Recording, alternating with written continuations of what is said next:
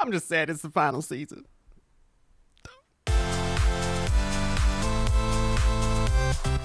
What is up, Netflix fans? Welcome back to my channel. It's a bit of an odd review. This is actually Season 6, Part 1 of BoJack Horseman, so we still have 8 episodes to go, and I believe those are dropping at the end of January 2020, so we have a bit to wait. It's going to be hard to give this portion of the season a score and then score it as a whole, but that's what I'm going to try to do. I'm going to talk about it really quick, give you guys my thoughts, and tell you if it measures up to the rest of the series, but it's BoJack Horseman. Come on. So in Season 6, Episode 1, BoJack checks into a rehab facility where he grapples with the memories of Sara Lynn's death and his own troubled childhood. Oh my goodness, this show is spectacular. Austin, why haven't you been talking about it? I put out my top 10 shows of all time. This did not make the list. I don't know if it would make the list, but I didn't even mention it because I was behind on the show. This is the first time I've ever talked about BoJack Horseman on this channel, and I said Season 6 is coming out. I have to catch up. I am so glad I was able to catch up. This series is spectacular. It gets so deep compared to other animated shows. You look at a show like Rick and Morty, what that show is doing now, what The Simpsons used to do, not as much. I can't speak on it in depth because I watch it here and there. I haven't seen every episode, so I don't really have any right to speak on that. But what BoJack Horseman is doing now is the impact that I think The Simpsons had a while ago. Not the wide impact, because while the show has its fans, I don't think it's as popular as it needs to be, as it should be, as, say, a Rick and Morty, as a Family Guy. But BoJack Horseman is speaking on topics and issues that you just don't see in an animated show. And we start off Season 6, BoJack is dealing with, we know what he's dealing with. He's checking into rehab, trying to get rid of this problem that he had, trying to get rid of other problems. Of course, the quirks are there. The humor is fantastic. There are so many moments and jokes this season. So far, season's not even over yet, and I'm just sitting back going, that's brilliant. And that's the thing about some of these jokes is the setup is so obvious as to where they're going to go. One that comes to mind is Princess Carolyn was struggling with what she was going to name her kid, and she goes, I'm not going to give it a stupid name like Light Socket.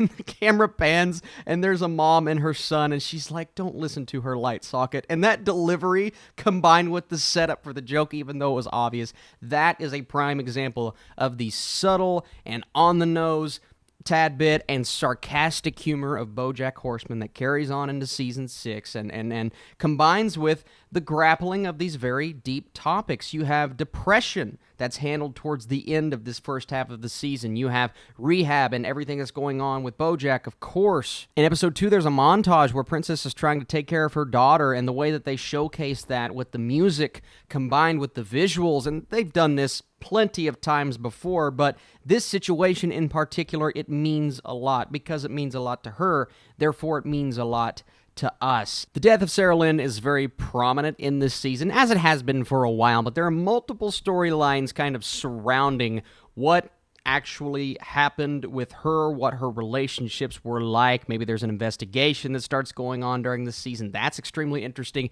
There is another storyline as well that just cracked me up. So Mr. Peanut Butter and Pickles, one episode.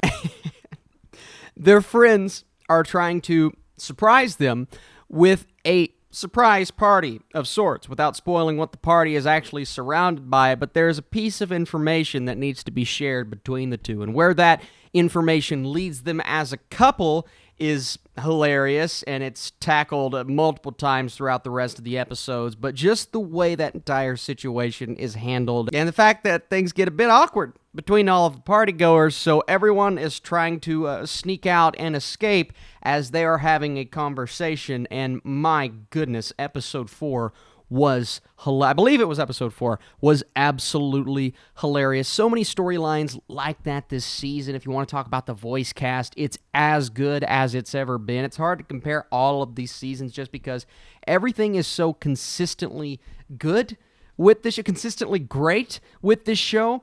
But I want to talk about the fact that things are going in a more serious direction to lead to an inevitable and impactful series finale. All of these storylines have to end somewhere. They have 8 episodes to do that, but they did not cap off really anything from what we've seen so far. Not that there is a giant, oh my gosh, actually, you know what? There is a cliffhanger at the end of episode 8, but there are so many storylines that they're going to have to tie together, things that I'm curious about, characters I want to know where they end up, not just physically, but emotionally. BoJack especially, his storyline with his therapist was completely and utterly just fascinating where it went. It provided for some great humor. Everything is firing on all cylinders. Of course, the animation is awesome, but the characters, the acting, the voice acting, the talent, the writing, the script is so delicate. They start hitting on things that are happening in Hollywood right now towards the end of the season.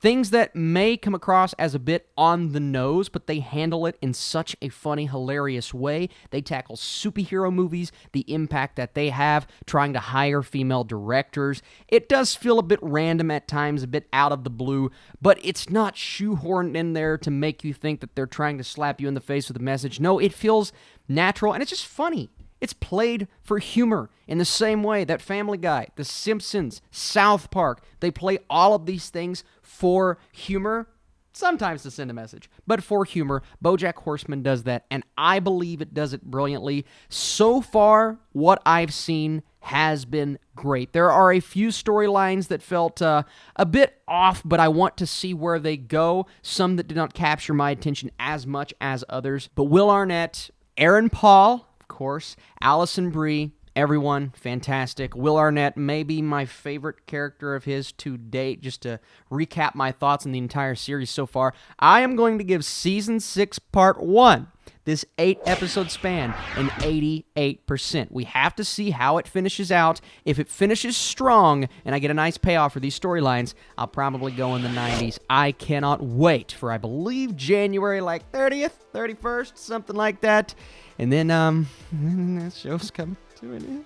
But thank you all so much for watching this video. I loved watching through this series. Thank you to everyone who recommended it. I would not be here without you. I would not be catching all of this cool and awesome content without you. If you enjoyed this review, be sure to hit that thumbs up button. It helps out this channel. It helps out this video. I want to keep doing this for you guys. You make it worth it at the end of the day. Next weekend, we have a lot of Netflix stuff, but Apple Plus is dropping, and don't think we're not going to cover that content. Tomorrow morning, we are doing our October tier list. I've watched all of the movies that I needed to watch to do that and give you guys the best and worst movies of the year. You are truly the best. I'll see you soon.